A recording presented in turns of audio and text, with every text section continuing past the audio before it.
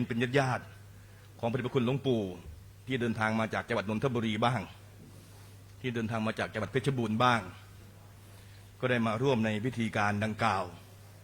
เพื่อทั้งนี้ทั้งนั้นเป็นการแสดงออกถึงความอาลัยอย่างยิ่งแต่ทุกคนก็รู้ว่าทุกสรรพชีวิตเกิดขึ้นที่ติตั้งอยู่และสุดท้ายก็พังคะเสื่อมหายมาลายไปกันทั้งนั้น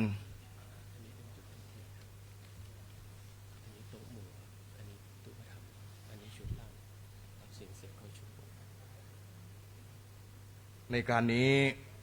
จะได้เจริญพรทุกท่านทั้งหลายที่อยู่ตรงนี้และกราบพัฒนาในเมตตาของคณะท่านเจ้าภาพได้ประกอบพิธีในการบำเพ็ญกุศลสวดพระอภิธรรมในเบื้องต้นขอกราบพัฒนาท่านอาจารย์พระครูวัชระธรรมพิสุทธิ์ได้จุดธูปเทียนโต๊ะหมู่บูชาในการนี้ขอกราบพัฒนาด้วยความเคารพครับ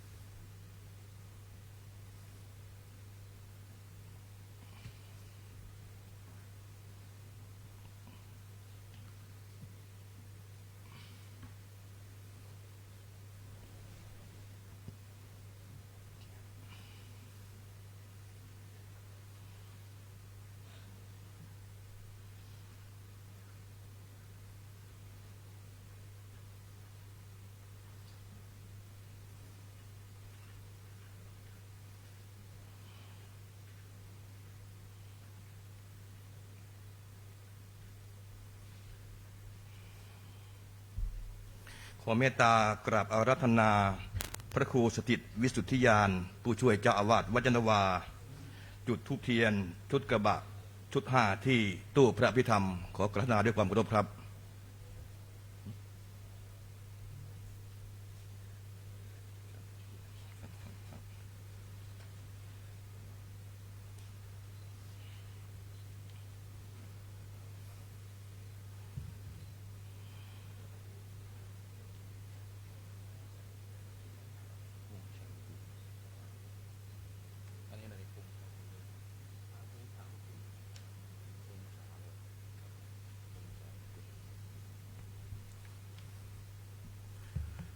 ขอเจริญพรคุณอนุรักษ์พงษาวกุลจุดธูปเทียนเครื่องทองน้อยขอเจริญพร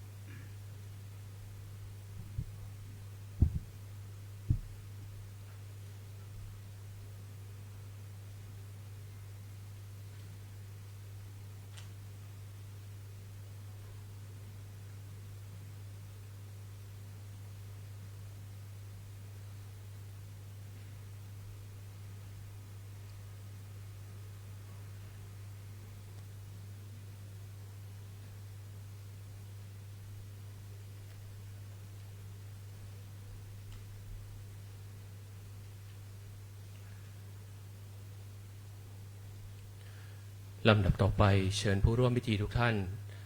สมาทานศีลรับศีลโดยพร้อมเพรียงกันนะครับมะยังพันเตวิสุงวิสุงราคณาทายาติสรเนนะสหปัญจศีลานิยาจามะทุติยัมปิมะยังพันเตวิสุงวิสุงราคณาทายาติสรเนนะสหปัญจศีลานิยาจามะตติยัมปิมะยังพันเตวิสุงวิสุงราคณาทายาติสรเนนะสหปัญจศีลานิยาจามะ นะโมตัสสะภะคะวะโตอะระหะโตสัมมาสัมพุทธัสสะ นะโมตัสสะภะคะวะโตอะระหะโตสัมมาสัมพุทธัสสะนะโมตัสสะภะคะวะโตอะระหะโตสัมมาสัมพุทธัสสะ นะโมตัสสะภะคะวะโตอะระหะโตสัมมาสัมพุทธัสสะนะโมตัสสะภะคะวะโตอะระหะโตสัมมาสัมพุทธัสสะนะโมตัสสะภะคะวะโตอะระหะโตสัมมาสัมพุทธัสสะ พุทธังสรณังคัจฉามิ พุทธังสรณังคัจฉามิ ธัมมังสรณังคัจฉามิ ธัมมังสรณังคัจฉามิ สังฆังสรณังคัจฉามิ สังฆังสรณังคัจฉามิ ทุติยัมปิพุทธังสรณังคัจฉามิ ทุติยัมปิพุทธังสรณังคัจฉามิ ทุติยัมปิธัมมังสรณังคัจฉามิ ทุติยัมปิธัมมังสรณังคัจฉามิ ทุติยัมปิสังฆังสรณังคัจฉามิ ทุติยัมปิสังฆังสรณังคัจฉามิ ตติยัมปิพุทธังสรณังคัจฉามิ ตติยัมปิพุทธังสรณังคัจฉามิ ตติยัมปิธัมมังสรณังคัจฉามิ ตติยัมปิธัมมังสรณังคัจฉามิ ตติยัมปิสังฆังสรณังคัจฉามิ ตติยัมปิสังฆังสรณังคัจฉามิ ปานาติปาตาเวระมณีสิกขาปะทังสมาธิยามิ ปานาติปาตา เวรมณีสิกขาปะทังสมาธิยามิ อทินนาทานาเวระมณีสิกขาปะทังสมาธิยามิ อทินนาทานา เวรมณีสิกขาปะทังสมาธิยามิ กาเมสุมิจฉาจารา เวระมณีสิกขาปะทังสมาธิยามิ กาเมสุมิจฉาจารา เวรมณีสิกขาปะทังสมาธิยามิ มุสาวาทาเวระมณีสิกขาปะทังสมาธิยามิ มุสาวาทา เวรมณีสิกขาปะทังสมาธิยามิ สุราเมรยมัชฌะปมาทัฏฐานา เวระมณีสิกขาปะทังสมาธิยามิ สุราเมรยมัชฌะปมาทฐานา เวรมณีสิกขาปะทังสมาธิยามิ อิมานิปัญจสิกขาปทานิสีเลนะสุขติงยันติสีเลนะโภกสัมปทา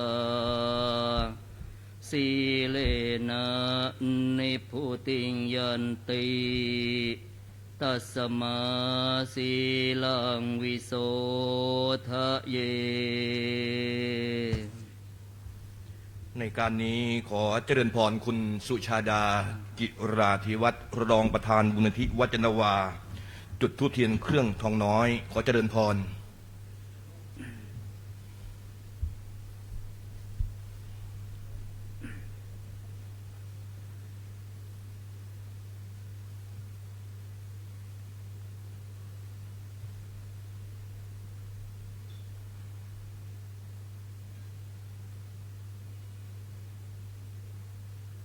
นะโมตัสสะภะคะวะโตอะระหะโตสัมมาสัมพุทธัสสะนะโมตัสสะภะคะวะโตอะระหะโตสัมมาสัมพุทธัสสะนะโมตัสสะภะคะวะโตอะระหะโต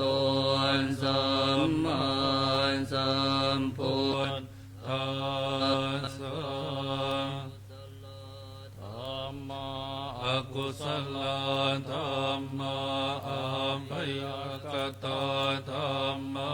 กตเมธัมมากุศลายสมิงสมัยเยกามาวจรังกุศลังจิตตังอุปานังโหติโสมนัสสะสหคตังญาณประโยชน์ตังรูปารามนังวาสัทธารามนังวาคันธารามนังวารสารามนังวาโพธาภารามนังวาธรรมารามนังวายังวาปนารามปตัสมิงสมัยเยภาโสโหติอเวเคปโหติเยวาปนตัสมิงสมัยเยอัญเยปิอาติปติจะสมุปปันนาอรูปิโนธัมมาอิเมธัมมากุศลปัญจขันธารูปขันโทเวทนาขันโทสัญญาขันโทสังขารขันโทวิญญาณขันโทตถาคตโมรูปขันโทยังเกณฑ์จิรูปังอติตานาคตปัจจุปันนังอาจาตังวาปะหิทาวาโอราลิกังวาสุขุมังวาหินังวาปณิตังวายังทุเรวาสันติเกวาตเทกัจฉังอภิสัญโยหิตวาอภิสังคิปิตวาอายังโวจติโรปะคันโทสังฆโหอสังฆโหสังฆหิเตนะอสังฆหิตังอสังฆหิเตนะสังฆหิตังสังฆหิเตนะสังฆหิตังอสังฆหิเตนะอสังฆหิตังสัมปโยโควิปโยโคสัมปโยเตนะเวปโยตังเวปโยเตนะสัมปโยตังอสังฆหิตังปัญญาติโยขันธปัญญาติอายตนะปัญญาติธาตุปัญญาติสัจจปัญญาติอินทรียปัญญาติปุคละปัญญาติกิตาวตาปุคละนังปุคละปัญญาติสมัยวิมุตติอสมัยวิมุตโตกุปธรรมโมอกุปธรรมโมปริหานธรรมโมอปริหานธรรมโมเจตนาภาโพอนุรักขณาภาโพพุทโธชโนโคตรโพพโยปรโตอภโยปรโตภาภาคมโนอภาภาคมโนนิยโทอนิยโตปฏิปันนโกภะเลติโตอะระหะอะระหะตายปฏิปันโนปุคคโลอุปลาปฏิสัจจิกาตปรมาเทนาติอามันตายโยสัจจิกาโทปรมาโทตโตโสปุคคโลอุปลาปฏิสัจจิกาตปรมาเทนาตินะเหวังวันตาเปอาชานาหินิกหังหันจิปุคคโลอุปลาปฏิสัจจิกาตปรมาเทนะเทนะวันตะเรวันตาเปโยสัจจิกาโทปรมาโทตโตโสปุคคโลอุปลาปฏิสัจจิกาตปรมาเทนะติมิจฉา เยเกจิกุศลธร ธั ร ม ม มาสัมเพเตกุศลมูลาเยวะปนกุศลมูลาสัพเพเตธัมมกุศลาเยเกจิกุศลธัมมาสัพเพเตกุศลมูเลนะเอกมูลาเยวะปนกุศลมูเลนะเอกมูลาสัพเพเตธัมมากุศลา เหตุปัจจโย อารัมมณปัจจโยอธิปติปัจจโยอนันตรปัจจโยสมนันตรปัจจโยสหชาตปัจจโยอัญญมัญญปัจจโยนิสยปัจจโยอุปนิสยปัจจโยปุเรชาตปัจจโยปัจฉาชาตปัจจโยอาเสวนปัจจโยกรรมปัจจโยวิปากปัจจโยอาหารปัจจโยอินทรียปัจจโยฌานปัจจโยมรรคปัจจโยสัมปโยตปัจจโยวิปโยตปัจจโยอาทิปัจจโยนาทิปัจจโยวิคตปัจจโยอวิคตปัจจโย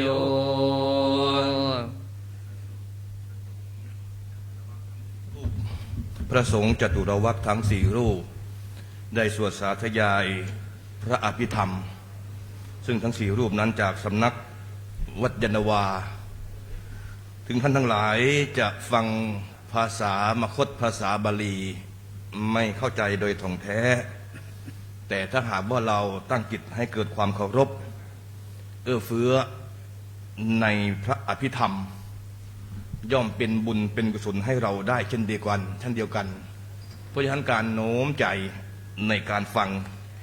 จึงช่วยให้เรานั้นสงบได้เกิดธรรมสังเวชเป็นด้วยว่าทุกคิดเกิดมานี้ทุกคนเป็นที่ทราบดีว่ามีที่สิ้นสุดคือการพัดพรากไม่จากเป็นก็จากตาย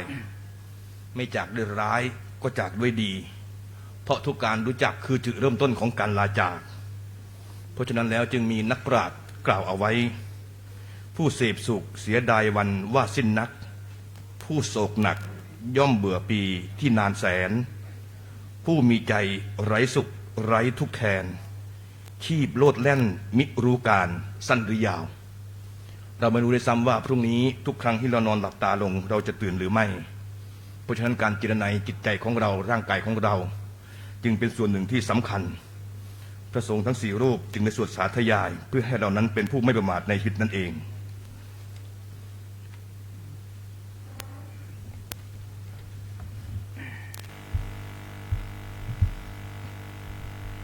กุศลธรรมะอกุศลธรรมะ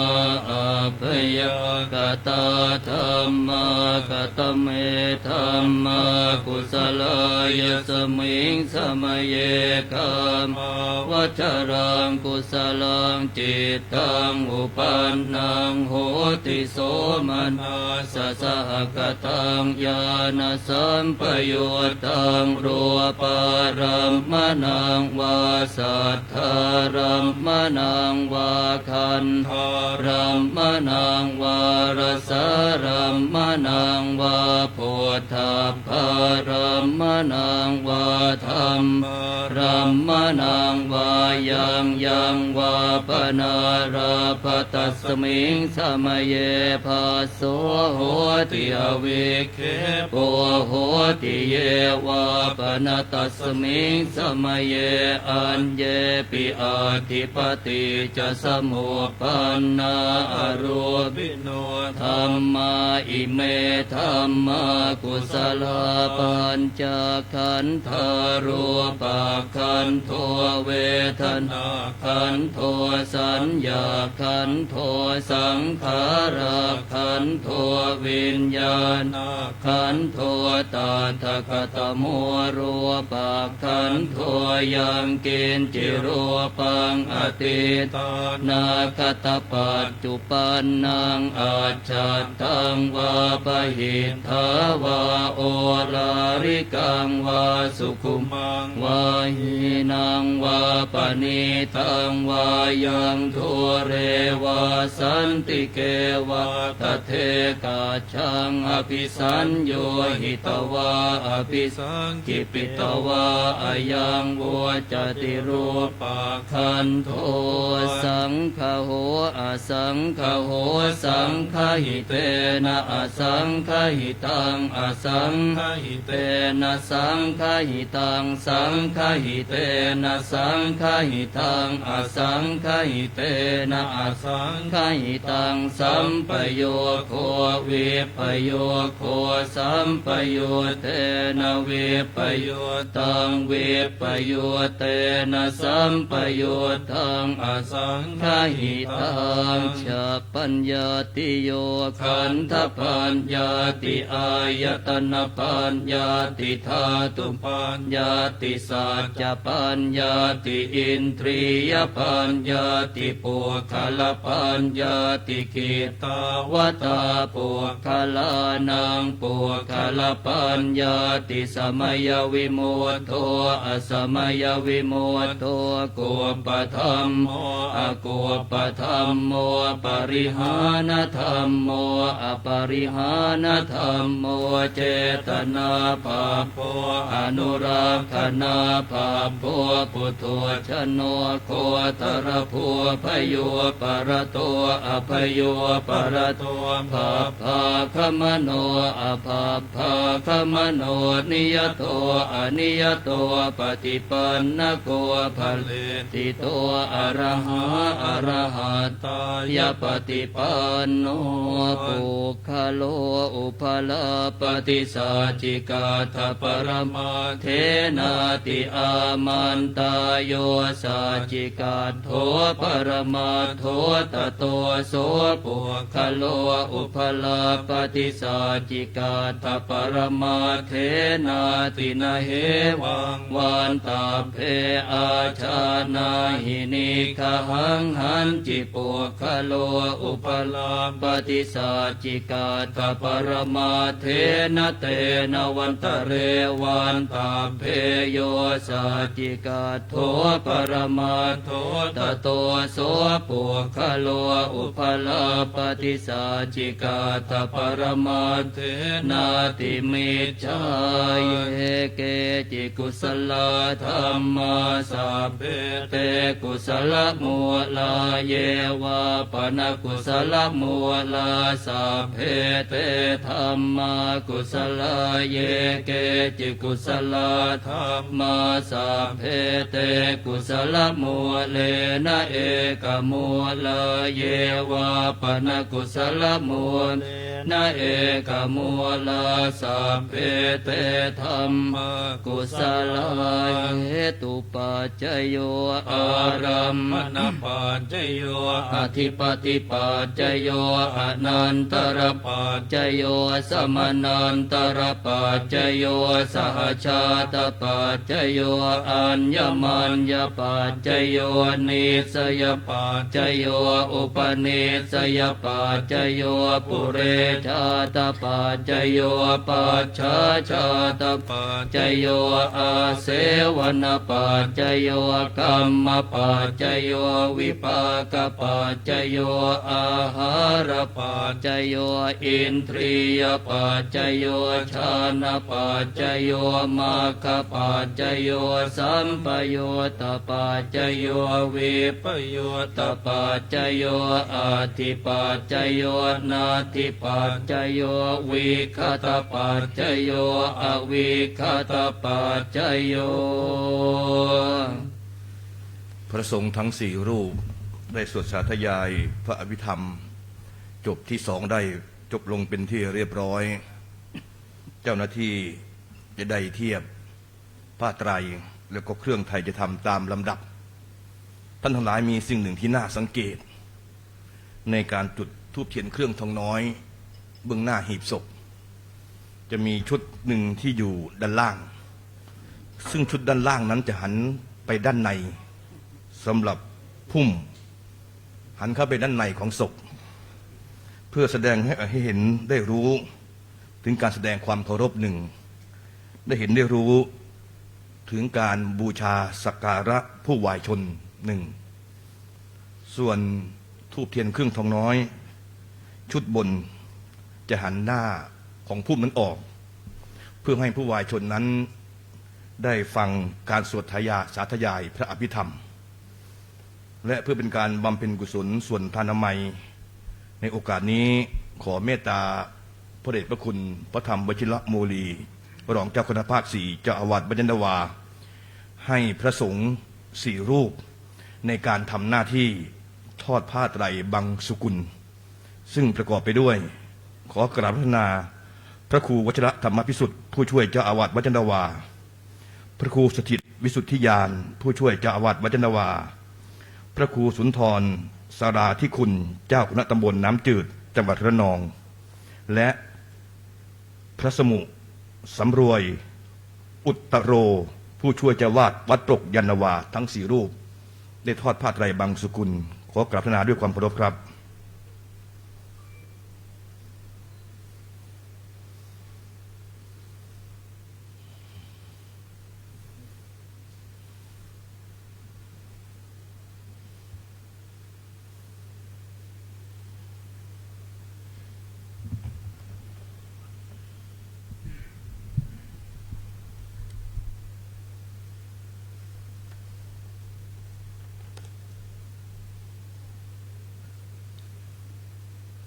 อนิจจวัตสังขาราอุปาทวยธรรมิโนอุปาจิตวานิโรชันติเตสังอุปสมโมสุโข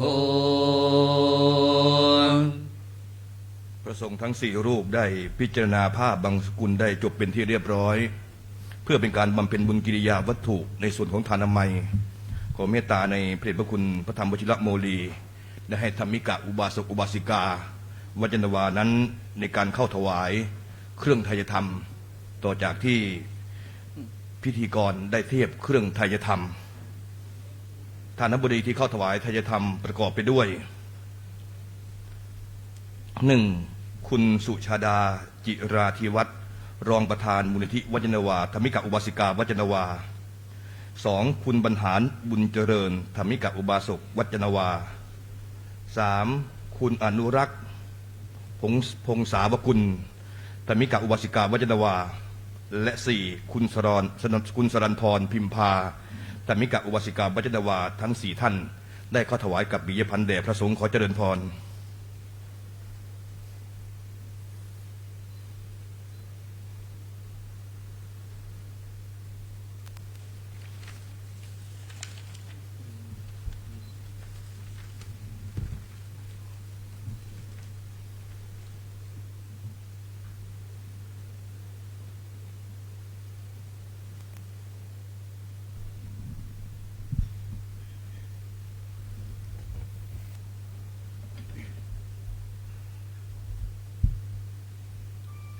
ยะถา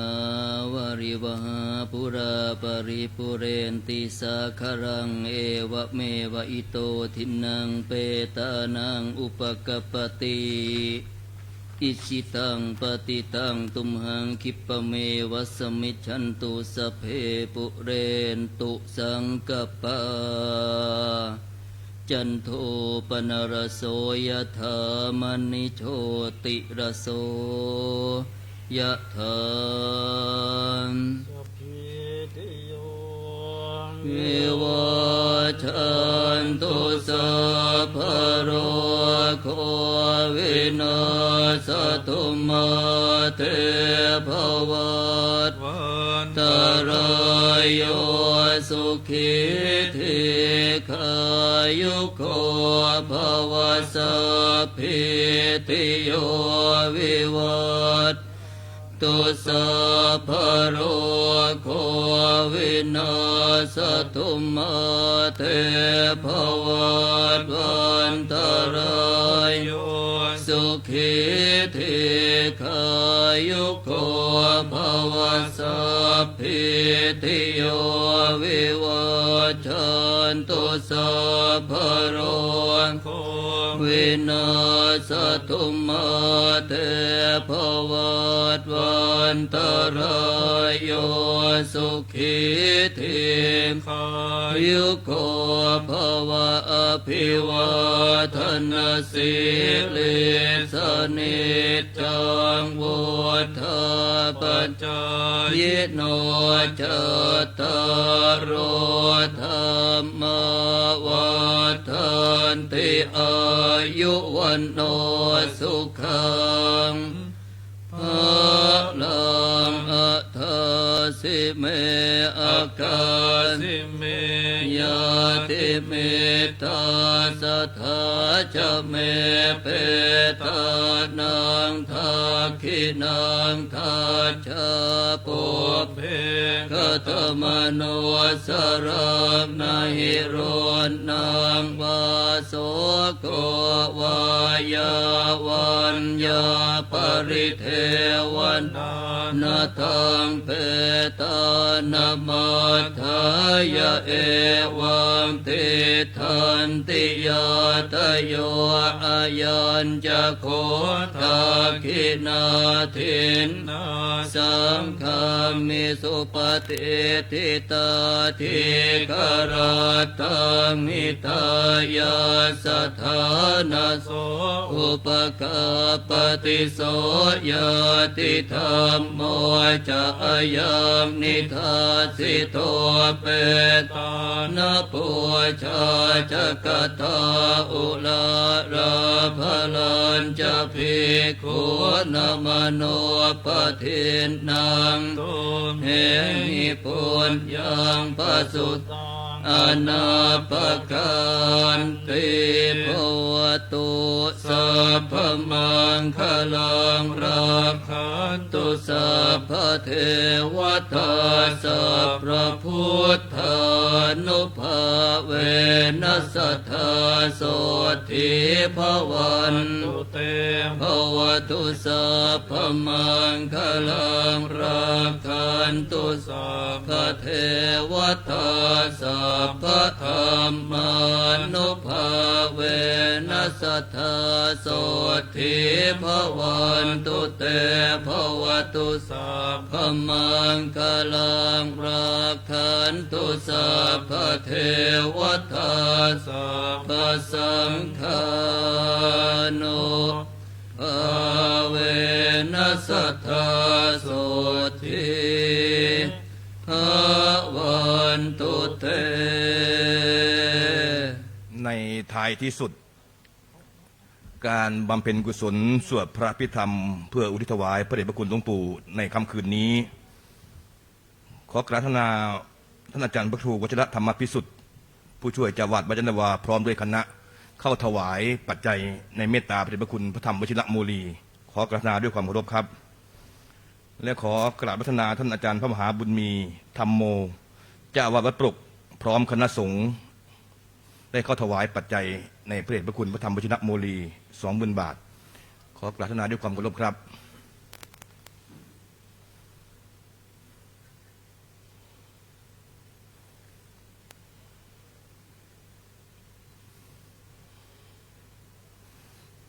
ด้วยพิธีบำเพ็ญกุศลสวดพระอภิธรรมยังจะมีอยู่ทุกคืนเรื่อยไปที่ชั้น2อาคารมหาเกษดาบดินทร์แห่งนี้อย่างที่ได้ประชาสัมพันธ์ให้ศิษยานุศิษย์ทั้งหลายได้รู้ได้เข้าใจว่าเรานั้นเพื่อเป็นการบูชาคุณของพระเดชพระคุณหลวงปู่ก็ขอเรียนเชิญเจริญพรได้มาร่วมในพิธีบำเพ็ญกุศลสวดพระอภิธรรมตั้งแต่เวลา 18:30 นาทีโดยประมาณขอเชิญทุกท่านตั้งใจกราบลาพระโดยพร้อมเพรียงกันนะครับอะระหังสัมมาสัมพุทโธภควาพุทธังภควันตังอภิวาเทมิสวากขาโตภควตาธัมโมธัมมังนัมสสามิสุปฏิปันโนภควโตสาวกสังโฆภ สังฆังนะมามิ ในนามคณะสงฆ์วัดยานนาวาซึ่งมีพระเดชพระคุณพระธรรมวชิระโมลีขอขอบพระคุณในเมตตาคณะสงฆ์วัดยานนาวาและวัดอื่นๆ ที่ได้รับธุระในการเป็นเจ้าภาพพิธีบำเพ็ญกุศลสวดพระพิธรรม เพื่ออุทิศถวายแด่พระเดชพระคุณหลวงปู่